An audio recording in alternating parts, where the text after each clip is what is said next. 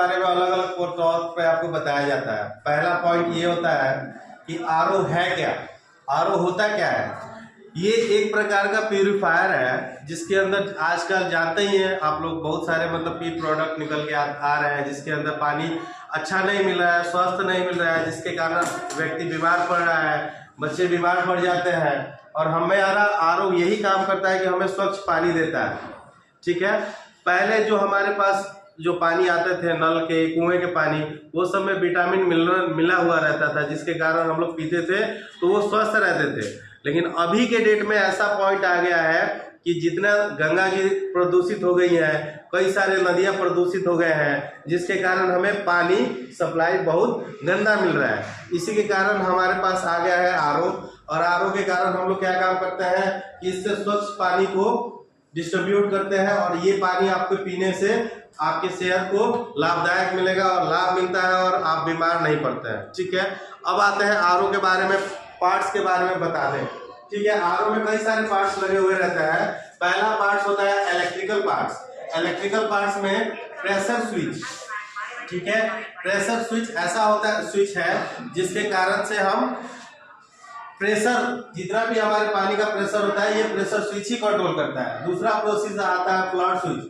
Flood switch में एक ऐसा पॉइंट लगा हुआ रहता है कि एक पॉइंट से जो करंट हमारा फ्लो करता है दूसरे पॉइंट तक पहुंचने में टाइम लगाता है, उसी में हमारा फ्लड स्विच काम करता है। एक एडाप्टर होता है, आप लोगों को पता होना चाहिए कि कोई भी मशीनरी चीज को चलाने के लिए हमें एक एडाप्टर का जरूरत पड़ता है। जैसे कि 220 वोल्ट पे जो भी करंट सप्लाई होता है, उस सप्लाई को हम लोग कंट्रोल करके 12 वोल्ट पे हम लोग सप्लाई देते हैं। तो इसमें भी वो एडाप्टर लगा रहता है, कई सारे मशीन लगा रहता है, जैसे कि बूस्टर पंप। उस पंप को चलाने के लिए हमें 12 वोल्ट का सप्लाई अनिवार्य रहता है। ठीक है, तो इसीलिए एक एडाप्टर लगाया जाता है। फिर यूवी चौक लगा हुआ रहता है। ठीक है, फिर यूवी लैंप लगा रहता है। यूवी लैंप वो लैंप है जिसके कारण हम लोग जो हमारे सूर्य के किरण से जितने भी केमिकल होते हैं, जैसे कि हमारे धरती पे जीव जंतु जो छोटे छोटे जर्म्स होते हैं वो धूप के किरण से मर जाते हैं, उसी प्रकार से यूवी लैंप कार्य करता है।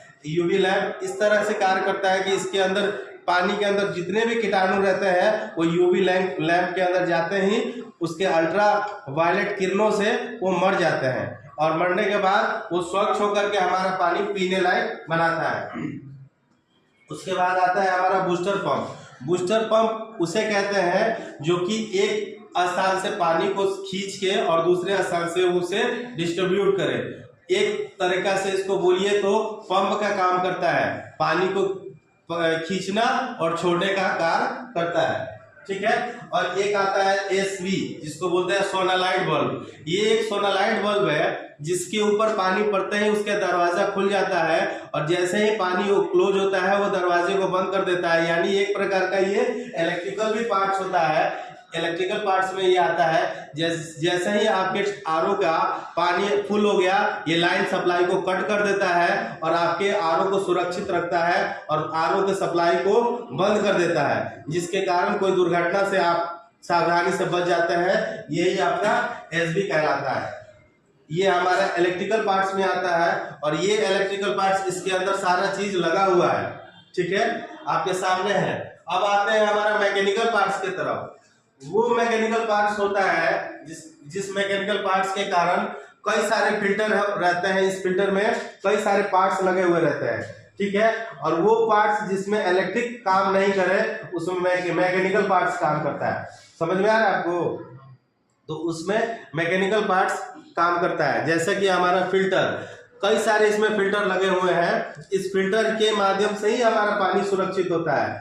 एक लगा होता है पहले शुरुआत में सम फिल्टर। सम फिल्टर ये आरओ पॉइंट से बाहर लगाया जाता है। इस बाहर में होता है कि जो भी हमारे टैंकी का पानी आता है उसके अंदर जो भी धूल कंकड़ गंदगी रहते हैं वो उसको छानता है, और छान करके हमारे आरओ के अंदर सप्लाई को प्रभावित करता है। ठीक है, दूसरा हमारा आता है सेडिमेंट फिल्टर। ये सेडिमेंट फिल्टर है कि जितने भी उससे छाने हुए जो कंकड़ और धूल कंकड़ बच जाते हैं उसे सेडिमेंट फिल्टर छांटता है, और फिर सेडिमेंट फिल्टर से सीधे कार्बन फिल्टर में आता है।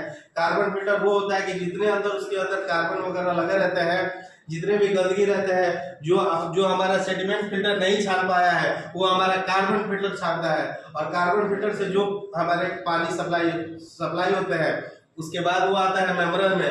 जो हमारे कार्बन नहीं छान पाता है वो हमारा मेम्ब्रेन छानता है, और मेम्ब्रेन छानने के बाद फिर एक यूवी में आ जाता है जिसको बोलते हैं अल्ट्रा ये फिल्टराइजेशन फिल्टर। ठीक है, ये भी एक तरह का फिल्टर है। इसमें एकदम प्योर पानी आता है, और प्योर पानी आने के बाद ये हमारे पानी को सप्लाई देता है सीधे टैंकी में, और हमारे पीने लायक पानी को बना देता है। इसमें और एक फिल्टर इंक्लूड होते हैं जिसको बोलते हैं मिनरल फिल्टर।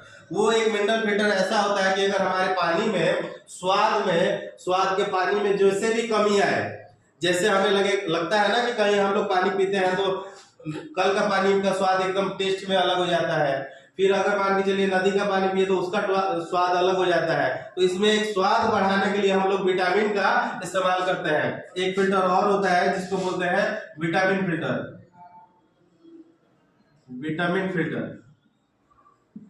विटामिन और मिनरल दोनों एक ही साथ आता है। विटामिन और मिनरल दोनों आता है। आप लोग जानते ही होंगे कि मिनरल क्यों मिलाया जाता है, विटामिन क्यों मिलाया जाता है। विटामिन इसलिए मिलाया जाता है कि हमारे स्वास्थ्य में अगर वो पानी पीने से कोई हानिकारक नहीं पहुंचे, इसीलिए विटामिन को मिलाया जाता है। अगर मान के चलिए कि ग्लूकोज हम लोग पीते हैं ना, एनर्जी के लिए पीते हैं, उसी तरह विटामिन में मिनरल मिला करके हम इस पानी को भी पी सकते हैं। अभी नए वाले जितने भी फिल्टर आ रहे हैं सब में ये फिल्टर लगा हुआ है, मिनरल फिल्टर। मिनरल फिल्टर ये होता है कि पानी के स्वाद को चेंज करता है, और चेंज करने के बाद पानी में मिठास पैदा करता है, और वो पानी पीने से हमारे बॉडी को हानिकारक नहीं मिलते हैं। ठीक है सर, ये हमारे